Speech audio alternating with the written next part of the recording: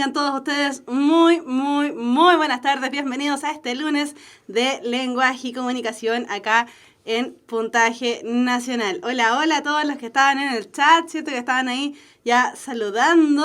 Hola a los que estaban haciendo preguntas. Hay unas preguntas bien importantes, chiquillos, ahí en el chat, ¿cierto? Con respecto a las becas y créditos, por ejemplo.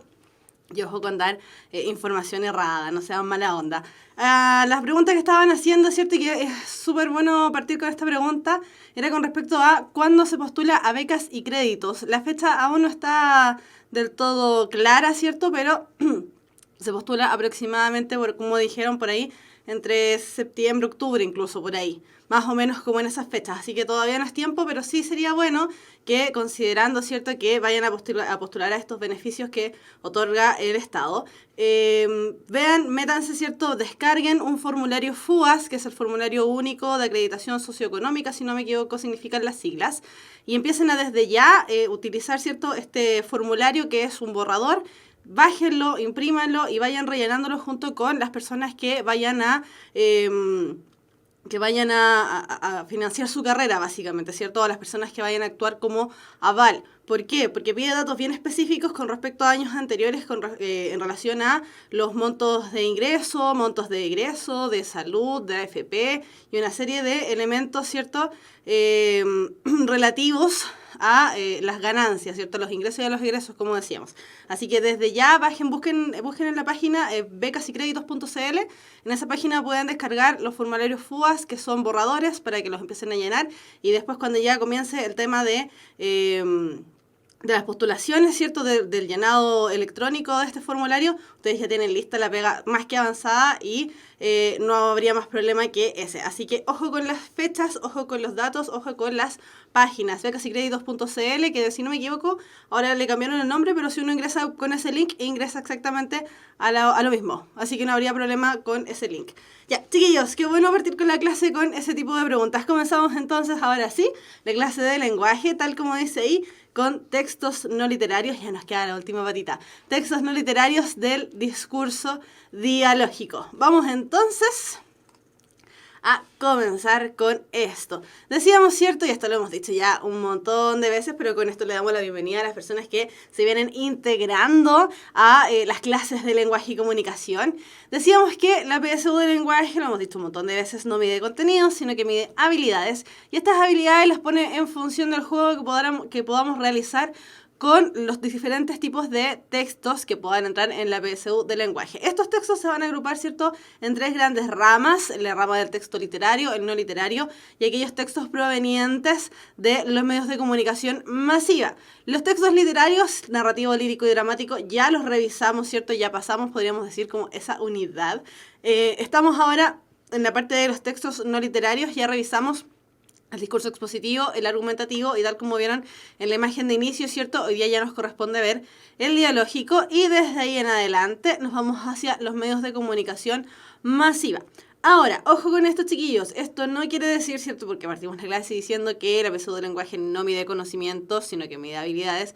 Entonces no nos van a preguntar elementos muy puntuales, por ejemplo, qué es una tesis, qué es una base, qué es, no sé, relacionada, por ejemplo, al discurso argumentativo. Sin embargo, sí nos van a hacer preguntas en relación a ese tipo de elementos en ejecución, ¿cierto?, en lo que es comprensión de lectura. Por lo tanto, es muy importante analizar los textos desde su estructura más básica, ¿cierto?, para ir analizando en conjunto cada uno de los elementos que requiera, ¿cierto?, cada uno de estos textos. Decíamos que cada uno de los textos posee distintas finalidades, y ese tipo de preguntas como ¿qué finalidad tiene el texto leído? O ¿qué finalidad cumple el párrafo recientemente leído? Son elementos que nos sirven, ¿cierto?, que ya inmediatamente, si reconocimos que el texto era argumentativo, por ejemplo, que vamos a entender que el párrafo que se me está presentando al inicio tal vez me está presentando una tesis o me está presentando una opinión. Los sucesivos van a presentar, como decíamos en la clase anterior, ¿cierto?, van a presentar hechos que respalden las opiniones vertidas, etcétera, etcétera. Entonces, ojo con el elemento del temario. Básicamente, ¿cierto?, ya decíamos, no mide contenidos, pero es importante ir viendo los elementos provenientes de los textos de todas maneras.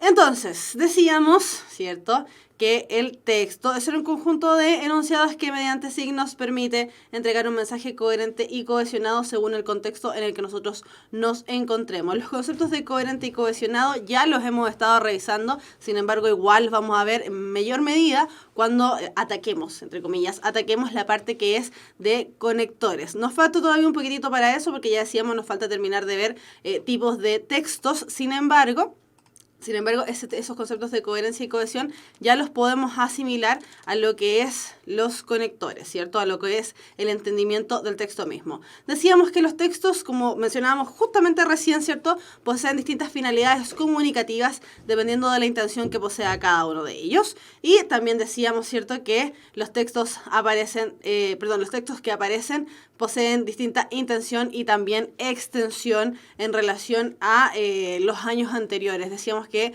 la PSU en los últimos 3 años, los últimos 2 años y en los últimos 3 años desde ahí en adelante, ¿cierto?, han ido aumentando la extensión de los textos. Por lo tanto, es importante que revisen también, no solamente, por supuesto, que los ensayos que están propuestos en la página de puntajenacional.cl, obvio, sino que también revisen las páginas del DEMRE, ¿cierto?, que con las publicaciones oficiales en relación a los ensayos que se presentan ahí, van a ver que cada vez los textos han ido aumentando en extensión, por lo tanto es importante revisar ese elemento.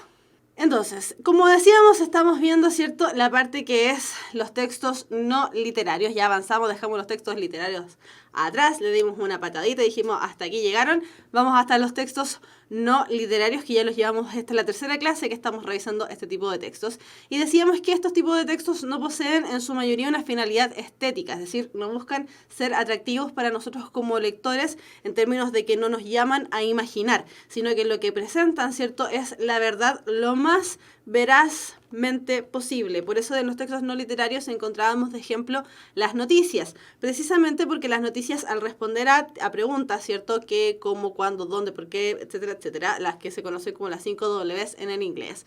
Estos textos no literarios entonces responden a elementos más veraces, es decir, elementos reales, el qué pasó, cómo pasó, cuándo pasó, elementos que nosotros podemos corroborar, confirmar de alguna manera. Por eso el lenguaje que utiliza es denotativo, es decir, es el lenguaje que se presenta más frecuentemente, ¿cierto?, en el diccionario. Los diccionarios generalmente nos dan el significado real, el significado no interpretado. Por lo tanto, encontramos ahí un lenguaje lo más claro, lo más preciso posible, eliminando, por supuesto, toda ficción que podamos encontrar en los textos no literarios. Por lo mismo aparece aquí el predominio de la función representativa, que tiene que ver con el hecho de contar algo que ya ocurrió, ¿cierto?, el hecho en su contexto mismo. Por lo tanto hay que tener ojo ahí con el tema de las finalidades que perseguimos al hablar de textos no literarios. De todas maneras, esto también, chiquillos, porque ahí ya me dijeron que hay algunos que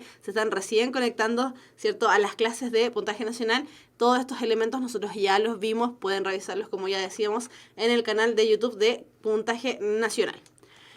Ahora sí, a lo que nos compete. ¿Hacia dónde vamos?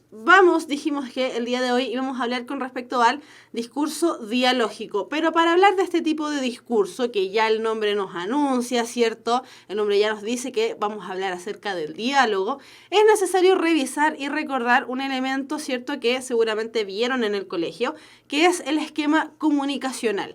Cuando hablamos de emisor, cuando hablamos de receptor, cuando hablamos de código, mensaje referente, ¿a qué nos referimos cuando hablamos de esos elementos? Porque constantemente, ¿cierto?, en las clases estamos hablando de la situación de enunciación del texto, por ejemplo, o del discurso. Cuando vimos el discurso argumentativo, hablamos de la situación de enunciación del discurso argumentativo. Cuando vimos el discurso expositivo, hablábamos de la situación de enunciación del discurso expositivo. Por lo tanto, hablamos de conceptos como emisor, receptor, referente, canal, código, etcétera, ¿cierto? Y los pasábamos y dijimos, sí, mira, el emisor es el que emite, es el que dice, pero no nos detuvimos específicamente al momento de hablar de cada uno de estos conceptos. Por lo tanto, revisándolo bien rápidamente, ¿cierto? Porque esto, en el fondo, esto sí es contenido y esto no va a aparecer en la PSU, pero sí es importante que reconozcamos cada uno de los conceptos. Cuando hablamos de emisor, estamos hablando de aquel que emite el mensaje, lo dirige, ¿cierto? Es el que dice las palabras. De ahí va a llegar, ¿cierto?, al otro extremo, que es el receptor. Vamos a ayudarnos con el puntero láser. Acá, ¿cierto? De ahí, del emisor, nos vamos a ir hacia el receptor. Cuando nosotros estamos en una situación comunicativa, ¿cierto? Al momento de emitir los mensajes, le va a llegar a un otro que recibe. Por eso esta persona, el receptor, tiene este nombre, ¿cierto? El receptor, el que recibe. Entonces, entre emisor y receptor, el mensaje, es decir, lo dicho, se manifiesta mediante el código, que es el mensaje, la lengua que nosotros hablamos, ¿cierto? En este caso, el español, independiente de qué país seamos, hablamos español igual si somos latinoamericanos. Y este proceso, ¿cierto? El emisor y el receptor tienen que ir codificando y decodificando simultáneamente. Es decir, el emisor emite un mensaje, pasa a través de una serie de elementos físicos que no nos vamos a meter porque estamos en clase de lenguaje y la profe de lenguaje no sabe nada de física.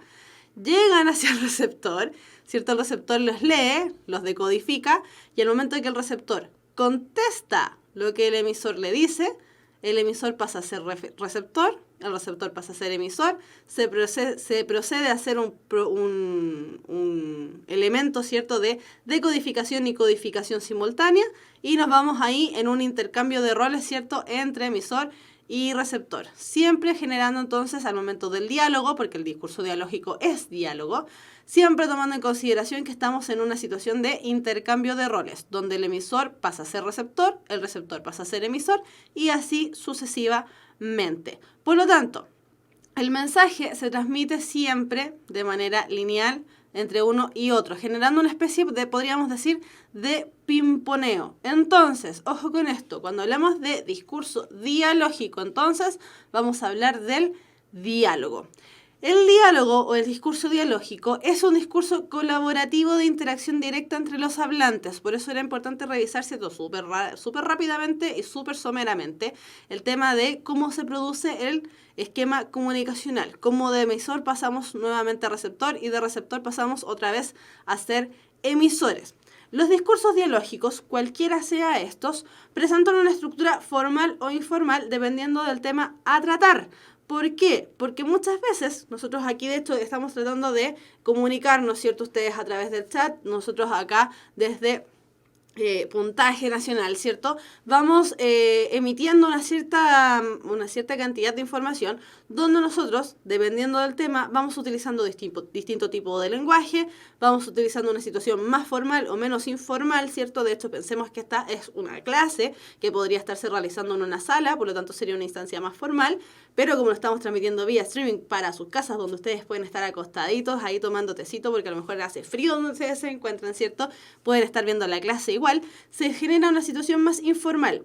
Es la misma situación, es una clase. Sin embargo, la estructura va a variar, la formalidad va a variar dependiendo, ¿cierto?, del tema que estemos trabajando. Y para eso se toman turnos de habla. Estos turnos de habla pueden ser explícitos o implícitos debido a precisamente que, perdón chiquillos, debido a que precisamente los hablantes, al establecer esta colaboración de diálogo, ¿cierto?, los turnos se toman casi simultáneamente sin poner mayor previo aviso que no le voy a decir a otra persona, ya, mira, te voy a escuchar en este momento después de que tú me has hablado.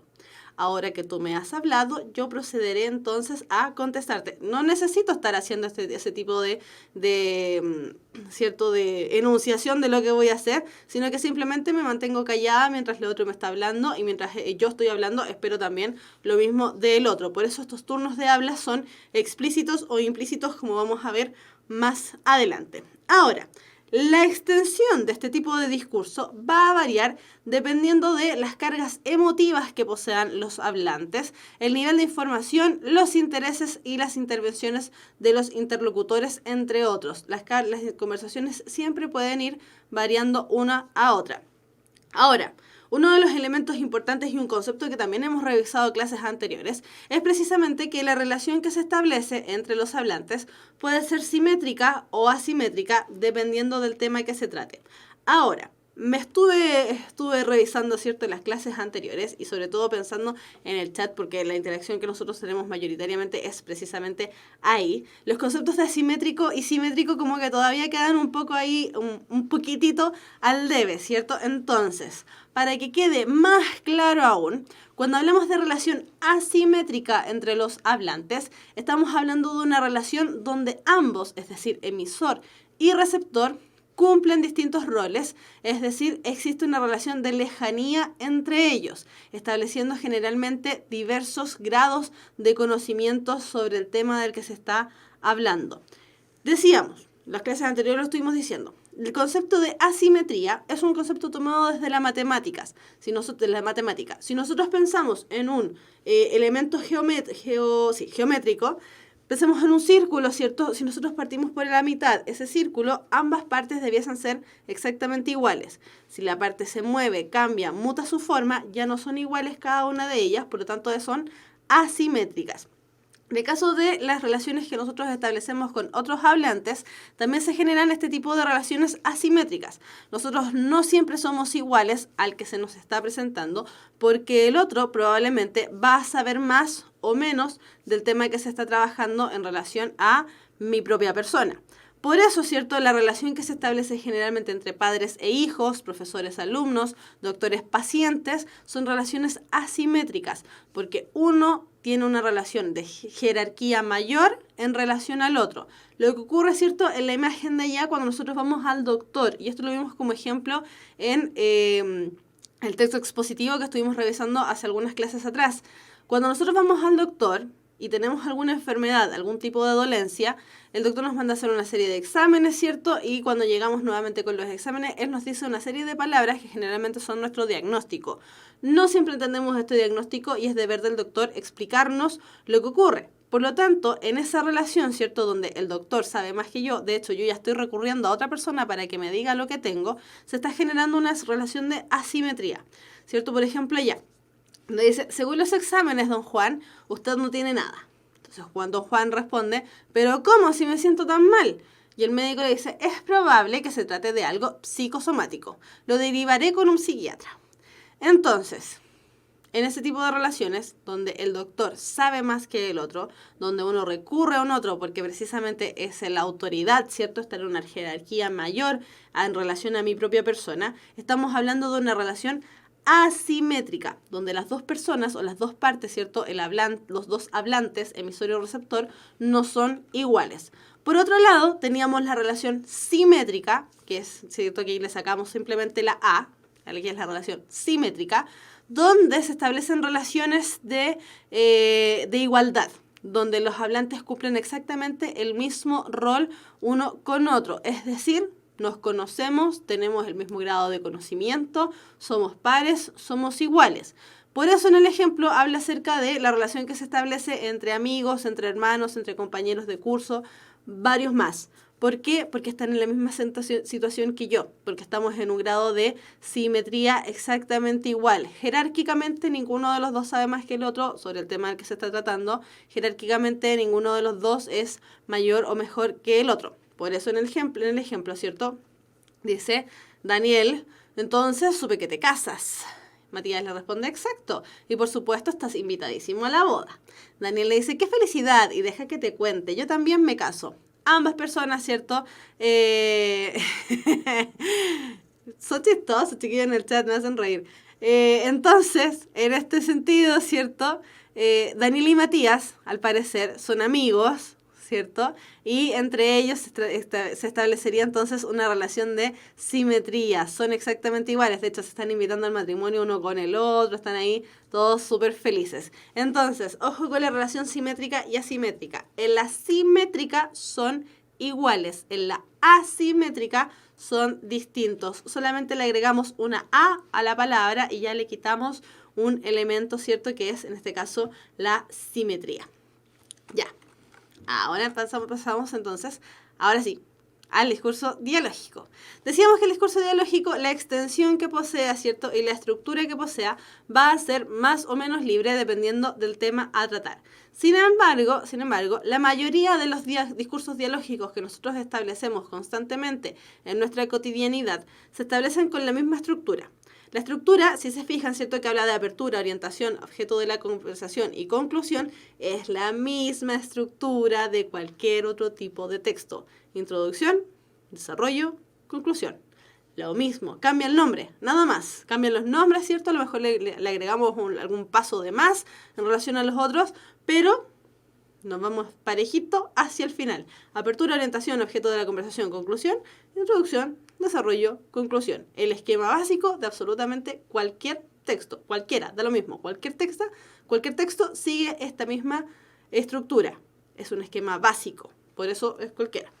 Entonces, en la apertura, que correspondería a la introducción, ¿cierto?, del discurso dialógico, se inicia la conversación, se identifican a los interlocutores, ¿cierto?, a los hablantes, y además generalmente se establece un saludo de cortesía. Dependiendo de con quién estemos, este saludo de cortesía va a ser cada vez más cercano uno con el otro. ¿Para qué vamos a entrar en detalles? Pero los chilenos, ¿cierto? Sabemos que generalmente entre más amigos seamos con alguien, esa apertura de conversación va desde un simple hola a el garabato favorito de absolutamente todos los chilenos. De ahí, ¿cierto? Ya hacia el desarrollo, nos vamos a la orientación, donde se va preparando el tema de conversación. Oye, quería contarte con respecto a algo. O en el caso de las entrevistas, ¿cierto? Esta entrevista tratará con respecto a... O en el caso de los debates, ya sabemos el tema sobre el que se va a debatir. Por lo tanto, la orientación lo que hace es preparar el tema, preparar el camino. Seguimos más o menos en un proceso introductorio hacia el diálogo. Después tenemos el objeto de la conversación, que es la categoría central de la conversación, o podríamos decir que es el tema, ¿cierto?, del texto en sí mismo, donde se designa el tema a tratar, y la conversación, ya decíamos, es un sistema de turnos. El discurso dialógico es un discurso colaborativo. Es un discurso donde tenemos emisor y receptor y emisor, ¿cierto? Uno junto con el otro, colaborativamente estableciendo un diálogo. Y finalmente tenemos la conclusión, que es una serie de turnos para terminar el tema. Ahora, la conclusión no quiere decir que hasta ahí llegó la conversación, chao, me voy para mi casa, adiós, nos vimos, ¿cierto? Nos vimos, esa es una forma muy, muy coloquial. Nos vemos, ahí sí. Nos vemos y vamos a la conclusión, donde hay una serie de turnos para terminar el tema, pero insisto, aquí no necesariamente termina la conversación. Puede que simplemente se cambie el tema y pasamos de apertura, orientación, objeto de la conversación, conclusión, una vez más. Y así sucesivamente por olas, podríamos decirlo, ¿cierto? Dependiendo de qué tanto queramos conversar con la otra persona, qué tanto de el tema de conversación, dependiendo de qué tanto nos conozcamos, de qué tan asimétrico, de qué tan asimétrica sea la relación que establezcamos con nuestro par, con nuestro otro. Entonces, en relación a los requerimientos que tenemos que encontrar en el discurso dialógico, decíamos que los hablantes tienen que establecer una situación de colaboración, es decir, tenemos que establecer una relación donde respetemos ciertas maneras de tratar con el otro para que se produzca precisamente el diálogo. Por lo tanto, las condiciones que se necesitan son conocer el tema para desarrollarlo, es decir, saber de qué se me va a hablar. Cuando nos dicen tenemos que hablar y uno empieza a sudar frío, lo recorre cierto temor y un cierto sudor, y uno dice, rayos, ¿qué he hecho? Conocer el tema para desarrollarlo es fundamental. Cuando me dicen tenemos que hablar, puede que yo ya me haga una idea en la cabeza, pero puede también que no. Por lo tanto, si tenemos que hablar, la persona que me va a conversar necesita establecer el diálogo conmigo y saber qué es lo que quieren hablar. Después, acatar los turnos de habla. Ya lo sabemos, ¿cierto? Lo podemos ver cotidianamente todos los días. Si las personas hablan absolutamente todas a la vez, bla, bla, bla, bla, bla, bla, ¿Qué es lo que ocurre? No hay una conversación real, porque nadie se está escuchando, no se establecen los turnos colaborativos, por lo tanto, el tema, ¿cierto?, ya pasa de diálogo, pasa a discusión y pasa cada vez más en un nivel de violencia y va escalando mucho más. Por lo tanto, hay que tener cuidado, ¿cierto?, en acatar los turnos de habla, ser respetuoso con el otro, ¿cierto?, como dice ahí, escucharse mutuo y respetuosamente, ser respetuoso con el otro, establecer situaciones de colaboración, establecer ciertas fórmulas de cortesía también con el otro para irlo escuchando, entendiendo, decodificando el mensaje que se me está presentando. Ahora, las discusiones pueden pasar desde la simple conversación como la que tenemos cotidianamente con nuestros amigos, con nuestros papás, con los abuelos, con la familia, ¿cierto?, hacia elementos comunicativos o conversacionales más elaborados, más, podríamos decir, ¿cierto?, más formales unos con otros. Así vamos a encontrar entonces presencia o no de un público o una audiencia. Para generar un diálogo solamente necesitamos 2 personas, pero a veces que también este diálogo se puede generar entre muchísimas más. Y la existencia o no de coordinación por un moderador. Cuando nosotros conversamos simplemente con un otro, no necesitamos que otro nos esté indicando los turnos de habla. Sin embargo, en situaciones más formales y más estructuradas, sí necesitamos de este otro para que vaya interviniendo. Entonces, para eso vamos a encontrar las técnicas de discusión y que por ahí ya algunos estaban, ¿cierto?, en el chat anunciando algunos elementos que íbamos a ver. Las técnicas de discusión las vamos a dividir entre aquellas sin audiencia y aquellas con audiencia. Cuando hablemos de con audiencia y sin audiencia nos vamos a referir a la cantidad de personas que están observando el diálogo que se está poniendo en ejecución. Entonces, las técnicas de discusión sin audiencia también las vamos a dividir a su vez en con aquellas sin coordinación y aquellas con coordinación. Entonces, en el caso de la sin coordinación, ¿cierto?, tenemos el simple diálogo y el coloquio, como vamos a ver acá, ¿cierto?, que precisamente en el diálogo nosotros establecemos una discusión o una conversación totalmente informal sobre un tema absolutamente libre y generalmente se establece entre pocos participantes, precisamente para que los turnos colaborativos se puedan respetar. Generalmente se inicia con una pregunta simple y es de corta duración. No dura mucho más allá, precisamente porque en el diálogo nosotros estamos conversando con personas que nos son cercanas. Ahora, tenemos también el coloquio, que es una técnica sin audiencia y sin coordinación, donde se genera una discusión espontánea entre un número indeterminado de participantes, es decir, aquí el número ya explotó un poquitito, somos muchísimos más, donde cada uno debate con sus propias teorías un tema determinado. Es decir, sigue siendo una discusión informal, ¿cierto?, pero el número de participantes ha aumentado. Esa es la diferencia entre el diálogo y el coloquio, que en el coloquio sigue sin ser con audiencia, sigue sin ser sin coordinador, ¿cierto?, pero tenemos una explosión en el número de personas que están debatiendo un elemento. Por ejemplo, lo que ocurre cuando nos estamos tratando de poner de acuerdo en un grupo de trabajo. Ahí estamos estableciendo un coloquio, precisamente porque los grupos de trabajo generalmente son más amplios, ¿cierto? Recordemos la época escolar, aquellos que aún no están, que ya salieron hace algún rato del colegio, o los que están en el colegio todavía. Pensemos en las discusiones que a veces nos toca tener con nuestros compañeros de aula, ¿cierto? Entre nosotros mismos nos vamos a veces guiando, nos vamos orientando, ¿cierto? Pero en relación al coloquio somos muchísimos más los que tenemos que conversar. Ahora, también tenemos las técnicas con coordinador, es decir, con moderador, que me va guiando, me va orientando cómo es que tengo que ir haciendo esta conversación, básicamente. Entonces, ahí vamos a encontrar los grupos de discusión y también los foros. En los grupos de discusión se realizan, ¿cierto?, en un grupo reducido de personas que tratan un tema que siempre va a estar conducido por alguien, para que no nos vayamos en el fondo por las ramas, como se dice coloquialmente, ¿cierto? Y esta persona lo que hace es controlar los tiempos y los turnos. La discusión que se genera sigue siendo informal, ¿cierto? Sobre todo porque estamos sin audiencia presente, pero no es al azar, es decir, siempre vamos a tener ahí la coordinación del moderador. Pensemos, pongámonos en el caso, ¿cierto? La misma discusión que se veía en el coloquio, ¿cierto? Que decíamos que estábamos conversando con nuestros pares, pero ya en un número mayor. Llega el profesor y estamos todos discutiendo, estamos medio colorados en la discusión, ¿cierto? Llega el profesor y empieza a establecer turnos de conversación. ¿Qué opinas tú? ¿Qué opinas tú? ¿Qué opinas tú? ¿Qué opinas tú? Lo que hace el profesor en ese momento es establecerse como moderador. Por lo tanto, ese coloquio, al tener un moderador, pasa inmediatamente a ser un grupo de discusión. El grupo está guiado, está orientado por una voz externa al mismo grupo del que estaba inicialmente generándose.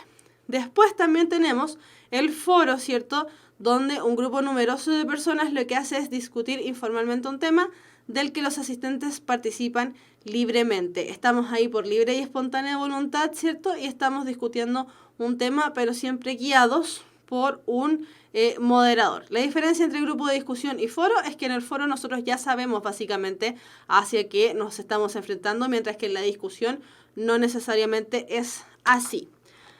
Ahora, nos falta ver, ¿cierto?, aquellas técnicas de discusión que son con audiencia, y ahí nos vamos a encontrar con elementos como los debates, las mesas y los paneles. En los debates lo que se genera, ¿cierto?, es una discusión formal donde se presentan generalmente dos opiniones que están en contraposición una con la otra y es coordinado. Aquí nosotros ya estamos en discurso dialógico con audiencia.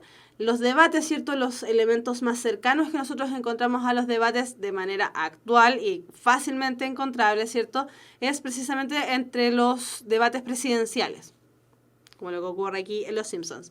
Entonces, tenemos los debates presidenciales, ¿cierto?, donde tenemos una serie de candidatos y siempre hay alguien que va guiando, orientando las respuestas. De hecho, en los debates las respuestas están mediadas por tiempo, incluso. Por lo tanto, los debates son sumamente coordinados, están bien establecidos los tiempos donde se tiene que conversar. Ahora, tenemos la otra técnica que son las mesas, ¿cierto?, que es una discusión, pero aquí es un grupo de expertos el que está hablando sobre variados temas que no necesariamente son controversiales. Los expertos no necesariamente van a poseer opiniones disidentes. Ojo ahí con esa palabra, una palabra que a lo mejor no siempre manejamos. Cuando hablamos de la disidencia hablamos de un grupo que está en contra de lo que está tradicionalmente establecido. Entonces, en las mesas, al contrario de lo que ocurre en los debates, el tema cambia. El tema aquí ya no es controversial, ya no es polémico, ¿cierto? Ya no tenemos que elegir entre uno y otro, sino que aquí en la mesa el tema puede ser cualquiera, ¿cierto? Y va a ser expuesto y además también dialogado. Las personas, los participantes de la mesa pueden conversar entre sí siempre y cuando estén ahí presentes igual la presencia de un moderador. Y finalmente el panel, ¿cierto? Es una discusión de un pequeño grupo de expertos. Aquí los expertos los redujimos un poquitito. Y nuevamente también puede ser controversial, pero no, ¿ya? La diferencia entre mesa y panel es mínima, muy, muy, muy mínima. La diferencia está dada en que la mesa y el panel, el número de exponentes, ¿cierto? El número de expertos aumenta. Bien poquitito, bien nada, bien mínima. Diferencias que prácticamente no afectan en nada. Si somos sinceros, ¿cierto? Casi nada. Ya, ahora, uno de los discursos dialógicos, ¿cierto? Estos elementos, las técnicas de discusión, con audiencia, sin audiencia, con coordinador, sin coordinador, seamos realistas, difícilmente van a ser en la PSU, porque son textos y discursos orales. Por lo tanto, presentarlos de manera escrita va a ser más difícil encontrarlos. Lo que sí probablemente no vamos a encontrar en la PSU como ejemplo de discurso dialógico es la entrevista. La entrevista, ¿cierto?, es una conversación dirigida para obtener información sobre algún tema en específico o sobre aspectos seleccionados previamente. La entrevista es realizada por un entrevistador hacia un entrevistado. El entrevistador generalmente es un periodista. Generalmente, no siempre. Pensemos en entrevistas que hemos visto en televisión, ¿cierto?, que realizan, por ejemplo, en programas tipo estelar, como en el caso de Chile, que hay un programa llamado Vértigo, ¿cierto?, donde se realizan entrevistas a las personas que participan en el programa. Pero las personas que están ahí no siempre son periodistas, sino que simplemente son personas que tienen cierto grado de conocimiento, cierto grado de aceptación por el público, qué sé yo, pero periodistas no necesariamente son. Así que ojo con eso. Los participantes, el entrevistador, no siempre es un periodista. Ahora, el entrevistado puede ser variado, porque todo va a depender de qué es lo que vaya a entrevistar en relación a el tema. Siempre el tema aquí es uno de los elementos principales en relación al discurso dialógico. Ahora, generalmente, en las entrevistas el tema se selecciona con anterioridad. ¿Por qué? Porque las preguntas deben ir preparadas hacia el entrevistado, ¿cierto? El entrevistado ya sabe cuál va a ser el tema de la entrevista, ya sabe más o menos qué es lo que le van a preguntar, precisamente para no caer en una situación de descrédito para él mismo o para ella misma. Entonces, el entrevistador, ¿cierto?, determina el tema de la entrevista y las preguntas realizadas deben seguir precisamente esta misma línea de modo que permita cumplir el propósito establecido. Es decir, nuevamente estamos comprobando que el tema es fundamental en el discurso dialógico. Siempre es necesario que ambas partes, emisor y receptor, sepan de qué es lo que se va a hablar. Ya. Entonces, como decíamos, hay que tener ojo con estos chiquillos. Insisto, estas formas puede que salgan. No les estoy diciendo no van a salir. Puede que salgan. Pero la que sí puede que salga sí o sí, porque es un clásico, casi todos los años ha salido, al menos los últimos 2 años, han salido entrevistas. Casi siempre salen. Y tal como ese Zig Stinger, salen varias entrevistas y son largas. Salen. Me acuerdo que hace como 2 años salió una entrevista a una actriz llamada Aline Kuppenheim y fue un texto medio complejo que a la mayoría lo complicó. Profe, ¿el simposio es discurso dialógico? Sí. ¿Y las tertulias? Lo que pasa es que las tertulias, el concepto de tertulia es un concepto un poco manoseado. En términos de que la tertulia no siempre es una situación de conversación, sino que también es una situación de fiesta. Entonces la tertulia no siempre tiene conversación. Entonces es lo complejo con las tertulias. En el discurso dialógico se aplicaba una composición estructurada y semiestructurada. Sí, efectivamente, todo depende del tema que vayamos a tratar y del grado de conocimiento que tengamos entre hablantes. Si el grado de simetría o asimetría. ¿Qué es el simposio? Preguntan por acá. El simposio es una situación que podríamos considerarlo más un discurso público que un texto dialógico en sí mismo, aunque el discurso público igual es un texto dialógico, donde una persona es el experto y da a conocer su expertise, da a conocer su sapiencia ante los demás. Pueden ser uno o algunos, pero son bien limitadas las personas que están invitadas a los simposios. Y las personas escuchan, observan y después hay un tiempo para hacer preguntas. ¿Puede ser que la entrevista cambien varias veces de tema? Sí, pero el entrevistador tiene que previamente haber avisado que se va a cambiar de tema y durante la misma entrevista se anuncia que se va a hacer el cambio.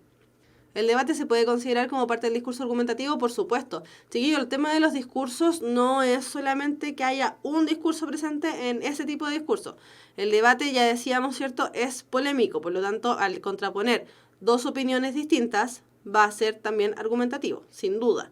Cuando hablamos de discurso dialógico, estamos hablando de cualquier tipo de discurso donde haya interacción entre los hablantes. Por lo tanto, incluso el texto dramático, ¿cierto? El texto literario perteneciente al género dramático también entra dentro de esta categoría porque hay una relación entre hablantes y se están dando instancias colaborativas. Así que el discurso dialógico tiene que ver meramente con el diálogo. Ya, entonces, nos vamos al ejercicio de la clase. Me voy a desaparecer para que se vea. Y esta ya vamos enunciando, ¿cierto? Que vamos a leer precisamente una entrevista. Y esta entrevista dice así. Piensen que la extensión de la entrevista es una extensión bastante larga, ¿cierto? Y precisamente son el tipo de entrevistas que salen dentro de la PSU. Así que ojo con eso. Ya, dice Ana María Matute, escritora y académica. El escritor es un ser solitario acompañado de sus fantasmas y obsesiones. Ana María Matute, Barcelona, 1926. Refleja en su rostro la multitud de historias con sentimiento que ha contado y que le gustaría seguir narrando mientras pueda. La escritora es la única mujer miembro de la Real Academia de la Lengua, le corresponde el sillón de la letra K, y la tercera que, en los 3 siglos de vida de la institución, ha merecido tan alto reconocimiento. ¿Por qué escribe Ana María Matute? Porque es una actividad solitaria. El escritor es un ser solitario que vive acompañado de sus fantasmas y de sus obsesiones. Escribir es una aventura que se realiza en solitario, como la del lector. En mi caso, cuando escribo, me enfrento con el libro, o acabo con el libro, o acaba él conmigo. Mientras dura esa titánica lucha cuerpo a cuerpo, yo no pienso cuántos lectores voy a tener. Solo pienso en el libro, en lo que quiero contar o explicar. Mis libros resumen en una pregunta o en una duda. Creo que con que haya una persona que te lea y que dude contigo ya es suficiente. Lo que me interesa es que alguien recoja mi llamada, aunque reconozco que lo bonito de escribir es que puedes llegar a infinidad de personas. ¿Qué papel juega la imaginación en la tarea y en la vida de una escritora? La imaginación es fundamental, pero no solo para escribir, lo es también para vivir. Hay que tener en cuenta que no es necesaria la misma clase de imaginación para cada libro y cada escritor es un mundo diferente. Por otra parte, la palabra es lo más bello que se ha creado, es lo más importante que tenemos los seres humanos. ¿Va mejorando, en su opinión, la posición de las mujeres en nuestra sociedad? Ser mujer a la hora de escribir o de trabajar siempre es difícil. Por desgracia, la posición normal en que es que nos encontremos debajo del hombre. Bien es verdad que la situación está cambiando muchísimo, yo no me quejo. Sin embargo, siempre hay cosillas. En una misma circunstancia, por ejemplo laboral, normalmente se inclinará la balanza hacia el hombre. Lo triste es que todavía ocurra esto. Me duelen este tipo de cosas, aunque también pienso que los jóvenes están cambiando a mejor. El actual imperio de lo audiovisual y de las nuevas tecnologías de la información, ¿está cambiando la literatura el proceso de creación del escritor? La literatura va transformándose ligeramente, pero en el fondo sigue igual. Cojamos, por ejemplo, la novela de los hermanos Karamazov de Dostoyevsky. Lo que importa en ella son los sentimientos, de lo que se habla es del ser humano, y por eso engancha la historia que se cuenta. La televisión e Internet juegan un relevante papel en nuestro mundo, pero si quieren situarse a la altura de la mejor literatura, tendrán que transmitir de modo más auténtico la vida y relaciones humanas. Lo que importa a las personas es el sentimiento, el odio, el amor, el ansia de poder, la envidia. Eso todavía no ha cambiado y de ahí nacen las buenas historias. Yo escribí pequeño teatro con 17 años y la gente decía, ¿pero cómo una niña? Porque entonces todavía se llevaban calcetines a esa edad, tiene ese desengaño de la vida, ese escepticismo ante el ser humano. Y era porque ya había leído mucho a Shakespeare, Cervantes, Dostoyevsky y los clásicos griegos. ¿Algún consejo para empezar a disfrutar con la lectura, para leer? Que lean, sobre todo los jóvenes. Yo empecé a leer porque era tartamuda y se reían de mí las otras niñas, que eran muy malas. Y también porque mi padre, que era un buen lector, tenía una biblioteca muy completa. Y mi madre leía, con lo cual los libros constituían para mí algo natural. No los veía como algo raro. ¿El lenguaje oral es más importante que el escrito? El lenguaje escrito es lo que queda. Pero es fundamental contar cuentos a los niños. Mi tata vasco me narraba historias y más tarde me las leía. Ahí empecé a descubrir el maravilloso mundo de los cuentos. Luego yo me los volví a leer y me decía, cuando sea mayor, quiero escribir. Escribiré para vengarme de las personas mayores que nos amargan la vida.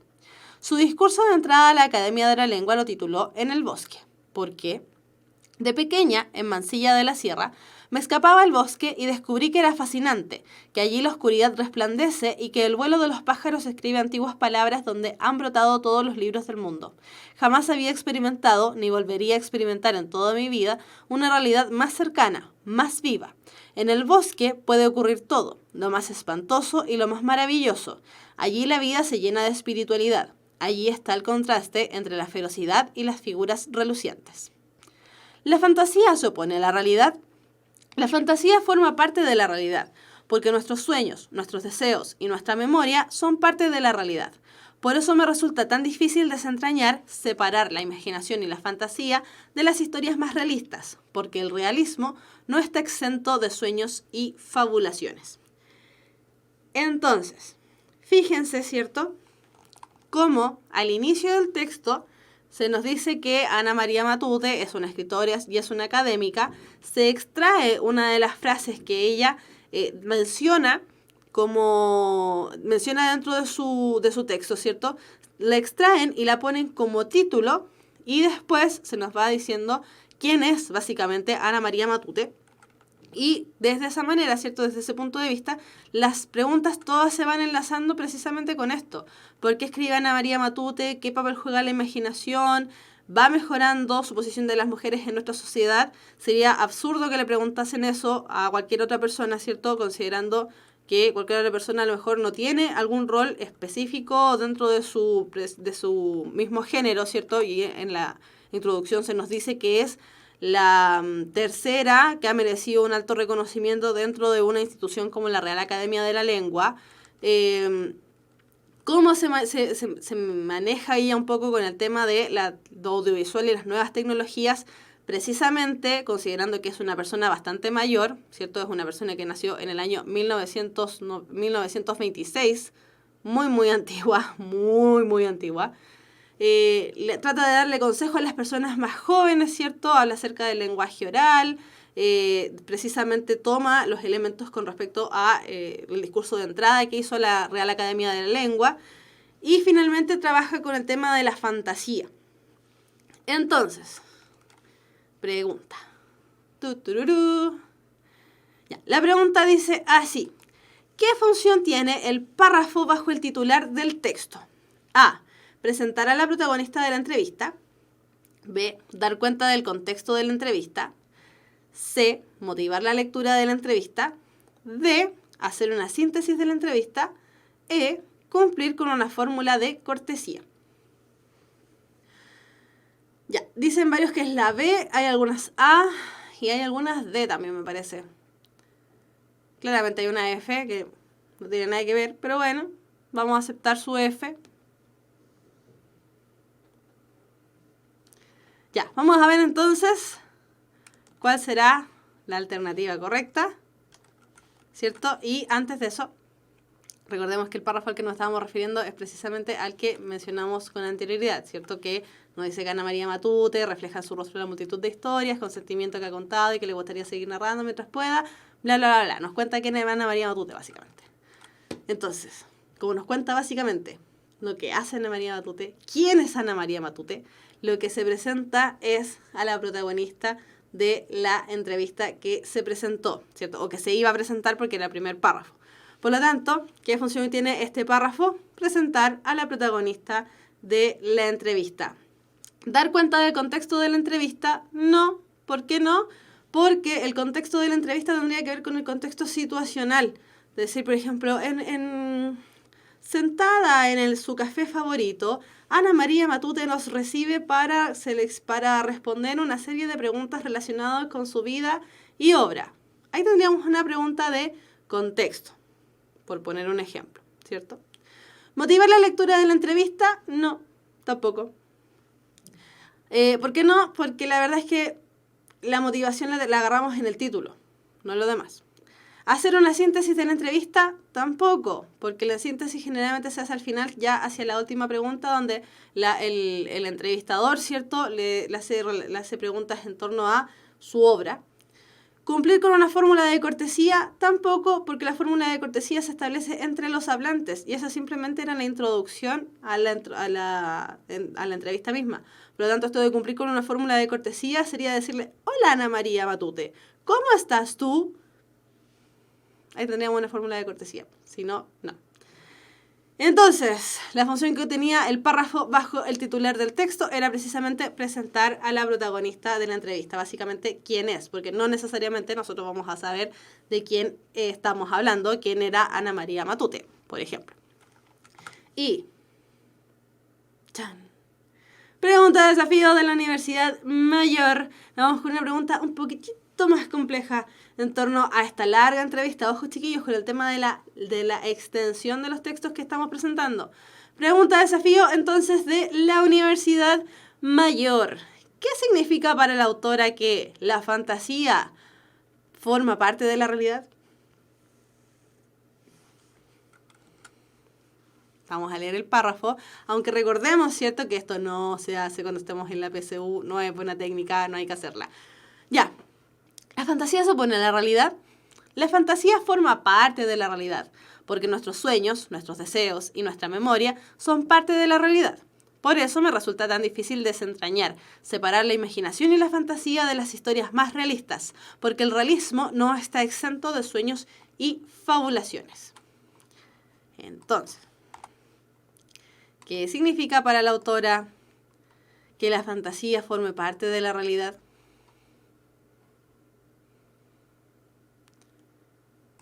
A. Que el hombre no pueda vivir sin sueños. B.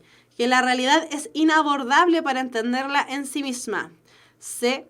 Que fantasía y realidad son las dos caras de la misma moneda. D. Que el hombre necesita inventar cosas para evadirse de sus problemas. E. Que la realidad está conformada por la fantasía. Vamos a ver entonces cuál será o qué significará, ¿cierto?, dentro del contexto. Ojo, siempre pensamos que todo esto es un contexto. ¿Qué significará para el autor entonces que la fantasía forme parte de la realidad? Otra vez hoy una F. Gracias, cráneo.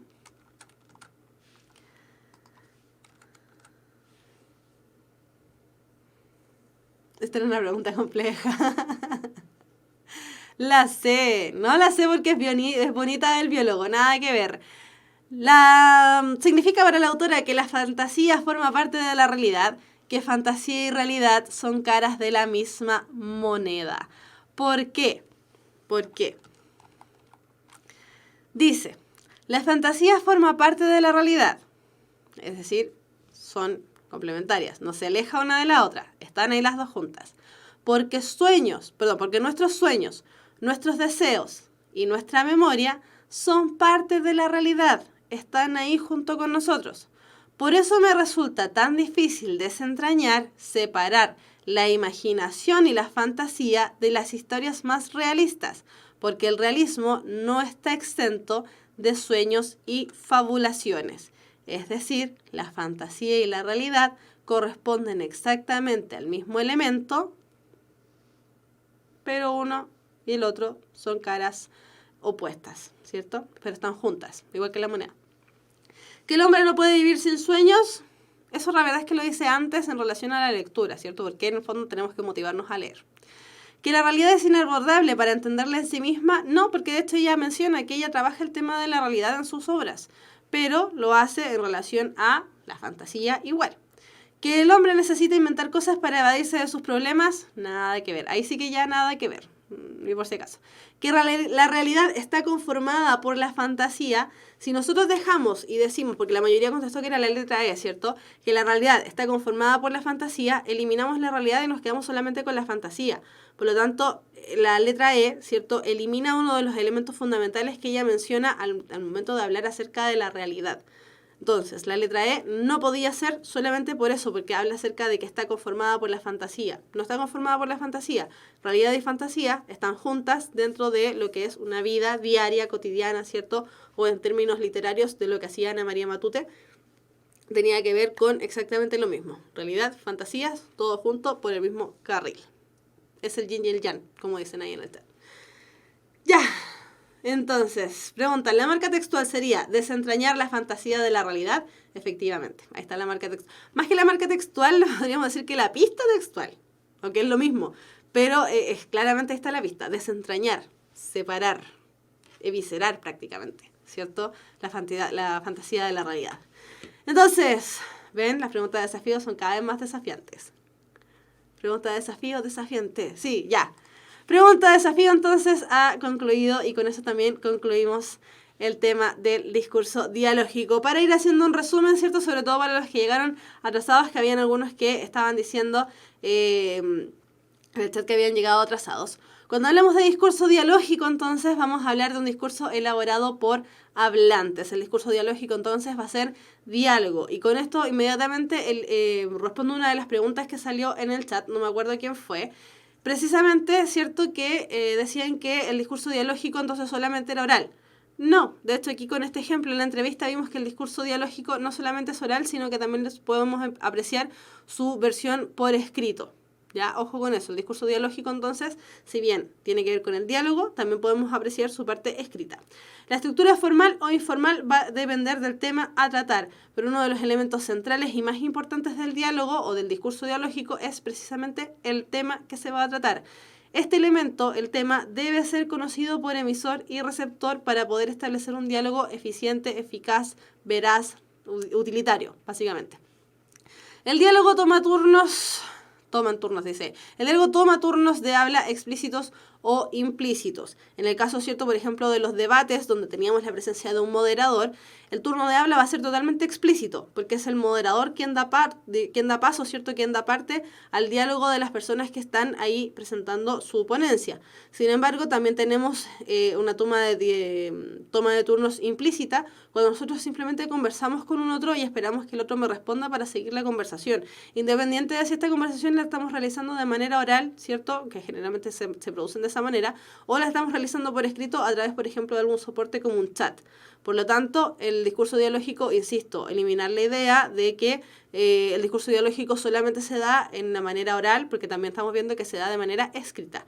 Y finalmente decíamos también que los hablantes pueden generar estas relaciones simétricas o asimétricas. Cuando eran relaciones simétricas, los hablantes eran iguales en jerarquía, ¿cierto? Hermanos, amigos, pares, iguales, compañeros. Finalmente, la relación asimétrica es una relación que se genera con un otro que está en una jerarquía superior, pero no solamente está en esa situación, sino que es jerárquicamente superior, ¿cierto? Sino que también estamos hablando de una relación de conocimiento, donde uno de los dos sabe más que el otro, también se genera esta relación asimétrica. Y consideramos estos temas, ¿cierto?, de la simetría y asimetría, porque son conceptos que van a seguir saliendo o que van a salir en algún texto, ¿cierto?, pueden salir, y porque durante las clases anteriores no quedaron muy claros al parecer.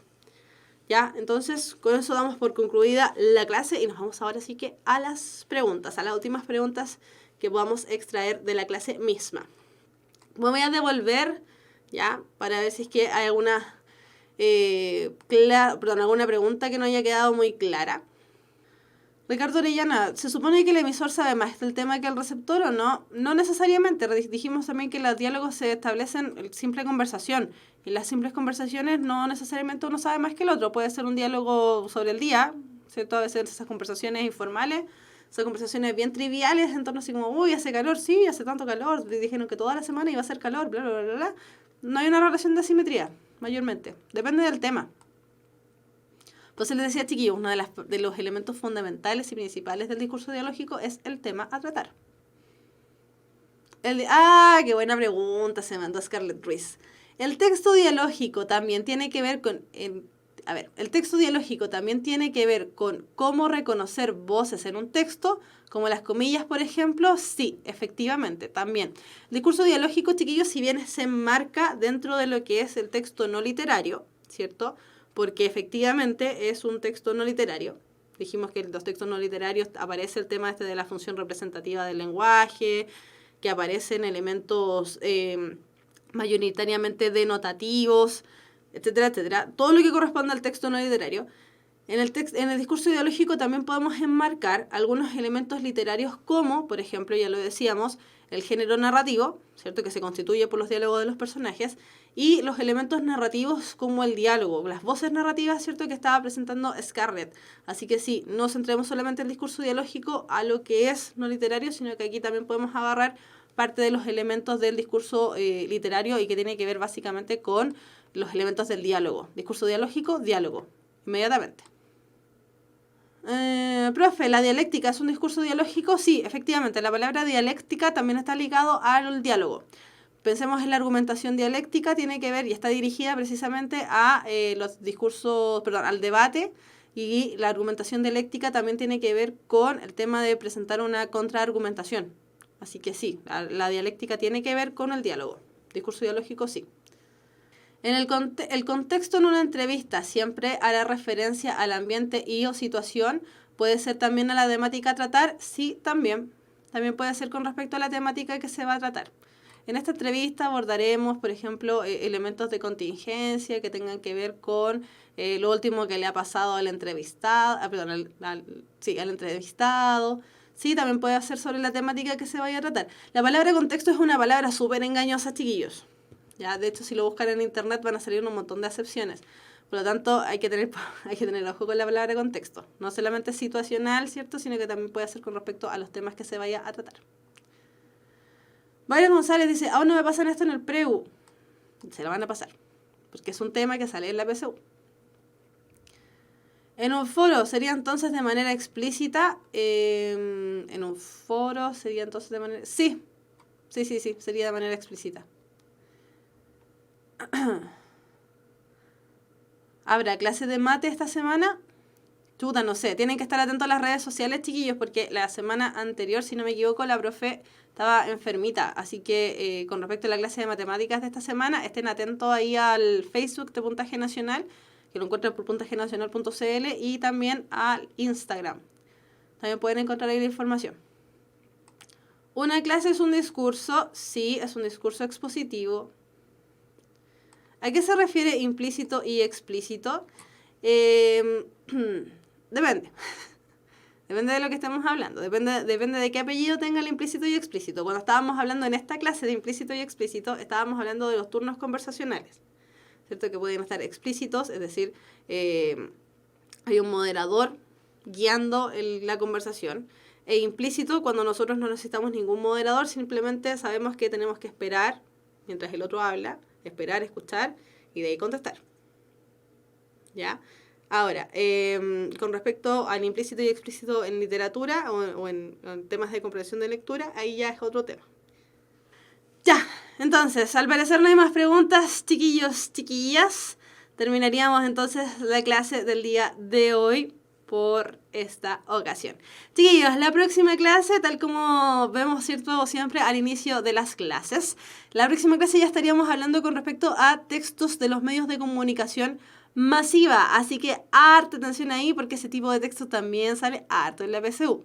Ya, chiquillos, entonces las clases de lenguaje y comunicación, recuerden que hace algunas semanitas las cambiamos para el día lunes a las 5 de la tarde, así que la próxima vez que nos veamos va a ser precisamente en una semana más, día lunes a las 5 de la tarde. Las clases de historia se cambiaron para el día viernes en el mismo horario de las 5 de la tarde. Chiquillos, que estén bien, un abrazo grande y apretado, cuídense mucho y nos vemos el próximo lunes. Que estén bien, chao, chao.